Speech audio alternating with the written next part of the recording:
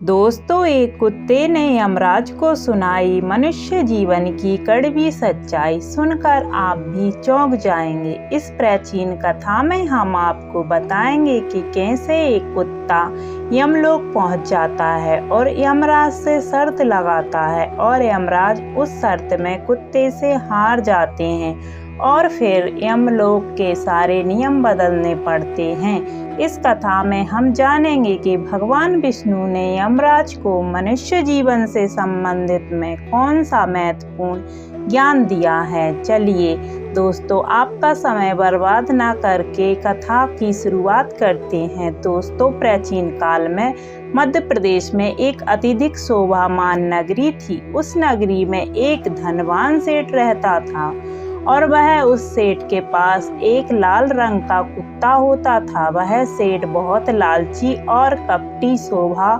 स्वभाव का होता है, किंतु वह भगवान विष्णु का परम भक्त होता है और हमेशा अपने इष्ट देव भगवान विष्णु की पूजा आराधना करता रहता है। फिर एक दिन उस सेठ की भक्ति से प्रसन्न होकर भगवान विष्णु उससे मिलने के लिए पधारे और उसे दर्शन देते हैं और कहते हैं, हे वत्स, मैं तुम्हारी भक्ति से अत्यधिक प्रसन्न हूँ। मांगो, तुम जो भी वर मांगना चाहते हो, तुम्हारी जो भी इच्छा होगी, जो भी कामना होगी, मैं अवश्य पूर्ण करूँगा। वह सेठ भगवान विष्णु से कहता है, हे प्रभु, मैं आपके दर्शन करके धन्य हुआ। प्रभु, मुझे कुछ नहीं चाहिए, मेरे पास आपका दिया हुआ सब कुछ है। फिर वह सेठ एक सादा कागज निकालता है और भगवान विष्णु से कहता है, हे प्रभु, आप इस कागज पर अपने दस्तखत कर दीजिए ताकि मैं दुनिया के लोगों को भगवान के होने का सबूत दिखा सकूं।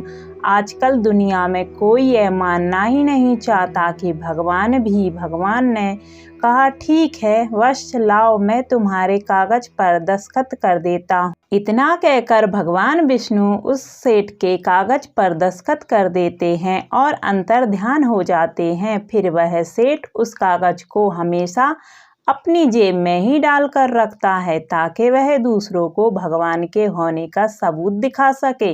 फिर कुछ दिनों बाद उस सेठ का वह कुत्ता मर जाता है, जिसे वह सेठ बहुत ही दुखी हो जाता है। सेठ का कुत्ता मौत के बाद यमलोक में जाने लगता है। फिर यमलोक पहुंचने के बाद वह कुत्ता यमराज के सामने आकर खड़ा हो जाता है और कहते हैं, हे स्वाइन, तुमने तो पशु का जन्म पाकर भी कोई पाप नहीं किया है। तुमने हमेशा अपने मालिक के साथ वफादारी की है, कभी किसी पशु पक्षी आदि प्राणियों को कष्ट नहीं पहुंचाया है। तुमने अपने सभी काम बड़ी ईमानदारी के साथ किए हैं। हे स्वान, एक कुत्ते का जन्म पाकर भी तुमने कोई भी घृणा कार्य नहीं किया है, इसलिए तुम्हारे सभी जन्मों के पाप अब नष्ट हो चुके हैं। हे स्वान, अब तुम बताओ, तुम किस लोक में जाना चाहते हो? तुम जहाँ जाओगे वह तुम्हें भेजा जाएगा। तुम जिस प्राणी का जन्म चाहते हो वह जन्म भी तुम्हें दिया जाएगा। हम तुम पर बड़े ही प्रसन्न हैं। शीघ्र बताओ, तुम्हारी क्या मनोकामना है? फिर वह कुत्ता बोलने लगता है, हे धर्मराज, आप चाहे मुझे नरक में भेज दो या स्वर्ग में, कहीं पर भी जाने के लिए तैयार हूँ, लेकिन मेरी आपसे विनती है कि जिस भी स्थान पर रहूं मैं किसी मनुष्य के बंधन में ना रहूं। मुझे किसी मनुष्य की गुलामी नहीं करनी और ना ही मुझे मनुष्य का जीवन चाहिए। आप कृपया करके मुझे कोई भी उचित स्थान प्रदान करें। कुत्ते की बात सुनकर यमराज आश्चर्यचकित होते हैं और सोचने लगते हैं कि मनुष्य का जीवन पाने के लिए तो देवता भी तरसते हैं, फिर यह कुत्ता मनुष्य का जीवन ना देने की कामना क्यों कर रहा है? फिर यमराज उस कुत्ते से कहते हैं, स्वान, तुम मनुष्य से इतना दोष क्यों करते हो? मनुष्य का जन्म पाने के लिए तो बड़े बड़े देवता भी तरसते हैं। पृथ्वी पर तो मनुष्य का जीवन सर्वश्रेष्ठ है। फिर क्या तुम मनुष्य का जन्म नहीं पाना चाहते? इससे पहले तुम्हें कभी मनुष्य का जीवन नहीं मिला है, शायद इसलिए तुम मनुष्य जीवन के फायदे नहीं जानते हो। तुम एक बार मनुष्य का जीवन प्राप्त करके देखो, तुम्हें पता चलेगा कि उसके कितने फायदे हैं। यमराज की बात सुनकर वह कुत्ता कहता है, धर्मराज, मैं जानता हूँ कि मनुष्य का जन्म कितना अनमोल है, लेकिन मनुष्य बड़ा ही स्वार्थी और धूर्त, कपटी और चालाक होता है। जब वह अपना मतलब देखने लगता है तो सही गलत सब कुछ भूल जाता है। उसकी तृप्ति किसी चीज से नहीं होती है। सारे संसार का धन भी उसे मिल जाए तो भी वह संतुष्ट नहीं रहता है। कि भूख कभी नहीं मिटती। मनुष्य बड़ा ही असंतोष होता है। वह अकारण ही दुखी रहने लगता है और दूसरों को भी दुख देने लगता है। मनुष्य मुझे जैसे बेजुबान जानवरों को अपना गुलाम बनाकर रखता है और अपना काम निकालता रहता है। इतना ही नहीं, मनुष्य तो भगवान को भी धोखा देता है। इसलिए मुझे मनुष्य जन्म नहीं चाहिए। यमराज कहते हैं, हे श्वान, यह तुम क्या कह रहे हो? मनुष्य भगवान को धोखा भला कैसे दे सकता है? तुम जरा बताओ, मैं भी जानना चाहता हूँ। फिर कुत्ता कहने लगा, हे यमराज, मनुष्य जब मंदिर जाता है तो स्वार्थी मन से भगवान की पूजा करता है। भगवान से कहने लगता है, हे भगवान, मेरा यह काम बना दो, इतने पैसे चढ़ाऊंगा, दान धर्म करूंगा, भंडारा करूंगा, गरीबों को कपड़े दान करूंगा। लेकिन जब उसका काम पूरा हो जाता है तो वह सब कुछ भूल जाता है। आगे बढ़ने की होड़ में वह अपनों का ही शोषण करता रहता है, एक दूसरे की टांग खींचने लगता है, ना खुद ऊपर उठने का प्रयास करता है और ना दूसरों को उठने देता है। ना चैन से खाते हैं और ना खाने देते हैं। अपना काम बनाने के लिए दूसरों को धोखा देता है और उसकी धूर्तता को देखता रहता है। वह भगवान को भी लालच दिखाकर अपना काम बना लेता है। जब काम पूरा होता है तो कहता है, भगवान के पास तो सब कुछ है, मैं उन्हें क्या दे सकता हूँ। इस प्रकार से कहकर वह अपनी बात से मुकर जाता है। और यमराज, मैं इंसानों के बुरे कर्मों को गिनाते गिनाते थक जाऊंगा, किंतु उनके बुरे कर्म समाप्त नहीं होंगे। उनकी चालाकी के आगे तो देवता भी कुछ नहीं कर सकते। कुत्ते की बात सुनकर यमराज कहते हैं, श्वान, माना कि इंसान बहुत चालाक है, लेकिन वह हम देवताओं को मूर्ख नहीं बना सकता, क्योंकि हमारे यहाँ जितने भी जीव आते हैं उन्हें हम ही दंड देते हैं। उनसे पृथ्वी लोक पर कितनी चालाकी क्यों ना की हो, उन्हें मृत्यु के बाद यहीं आना पड़ता है। सभी इंसान यहाँ पर आकर हमारे सामने रोते हैं, माफी मांगने लगते हैं। नरक जाने के भय से और मेरे भयंकर रूप को देखकर थर थर कांपने लगते हैं। सभी मनुष्य हमारे अधीन रहकर ही काम करते हैं। फिर वह कुत्ता बोलता है, धर्मराज, आपके पास जितने भी मनुष्य आते हैं वे सब मरे हुए होते हैं। आपका पल्ला किसी जीवित इंसान से नहीं पड़ा है। यदि आप किसी जीवित मनुष्य को यमलोक लेकर आएंगे तब आपको पता चल जाएगा कि जीवित इंसान कितना खतरनाक होता है। उस कुत्ते की बात सुनकर यमराज को आश्चर्य हुआ और गुस्सा भी आया। वे सोचने लगे, यह तो हमारे यहाँ पर आकर हमारा ही अपमान कर रहा है। इस तुच्छ कुत्ते को दिखाना होगा हमारे सामने कोई इंसान कुछ भी नहीं है। इंसानों की चालाकी हमारे सामने नहीं चल सकती है। इस बात को साबित करने के लिए यमराज अपने दूतों को बुलाते हैं और कहते हैं, दूतों, जाओ, इस कुत्ते के मालिक को जीवित ही उठाकर यमलोक लेकर आओ। हम भी देखते हैं कि जीवित इंसान हमारे सामने क्या चालाकी करता है।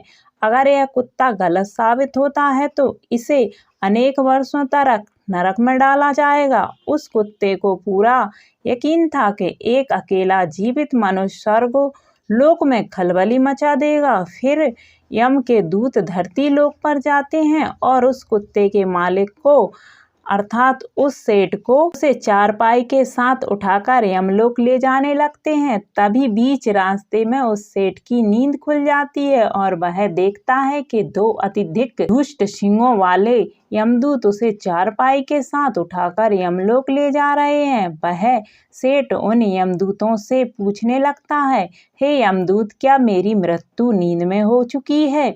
तब यमदूत कहने लगते हैं, नहीं मनुष्य, तुम अभी जीवित हो। फिर वह सेठ कहता है, आप दोनों मुझे कहाँ ले जा रहे हो? मैंने कौन सा पाप किया है? यम के दूत उस सेठ को सारी कहानी बताते हैं और कहते हैं, तुम्हारे कुत्ते ने यमराज से कहा है कि जीवित मनुष्य बहुत चालाक होता है, इसलिए इस बात की परीक्षा करने के यमराज ने आपको जीवित ही यमलोक लाने के लिए कहा है। उस सेठ को पूरी बात समझ में आती है और वह कुछ देर तक सोचने लगता है और फिर तुरंत उसकी जेब में रखा हुआ वह कागज निकालता है जिस पर भगवान विष्णु ने दस्तखत किए हुए थे।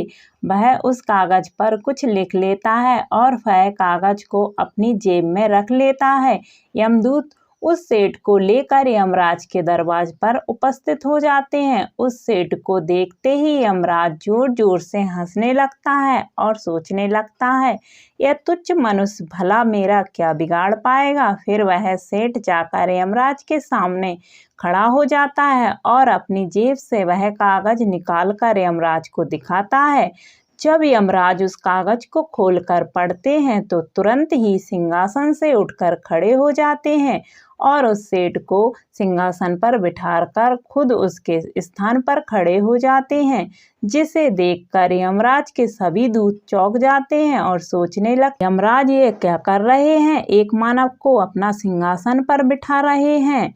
यह जरूर कोई पहुंचा हुआ इंसान लगता है। वह सेठ अब यमपुरी का राजा बन जाता है। यमराज भी उसका आदेश मानने लगते हैं, विश्व हो जाते हैं और फिर वह सेठ सिंहासन पर बैठते ही यमलोक के सभी कानून बदल देता है और यमराज को ही यमलोक के द्वार का द्वारपाल बना देता है। फिर वह सेठ सोचने लगता है, जब मैं मर जाऊंगा तो मुझे भी यहाँ पर आना पड़ेगा और मेरे पाप कर्मों के कारण मुझे भी नरक में डाल दिया जाएगा। इसलिए उस सेठ ने नरक के में पड़े सभी प्राणियों को स्वर्ग में डालने का आदेश दिया और नरक का द्वार हमेशा के लिए बंद कर दिया और सभी यमदूतों को आदेश दिया कि आज के बाद किसी भी प्राणी को नरक में नहीं डाला जाए, सभी प्राणियों को स्वर्ग में ही भेजा जाए। सेठ के इस आदेश को सुनकर स्वर्गलोक में खलबली मच गई। देवता हैरान हो गए, लेकिन वे कर भी क्या सकते थे? आदेश यमलोक के राजा ने दिया था, इसलिए चुपचाप सभी उसका पालन करने लगे।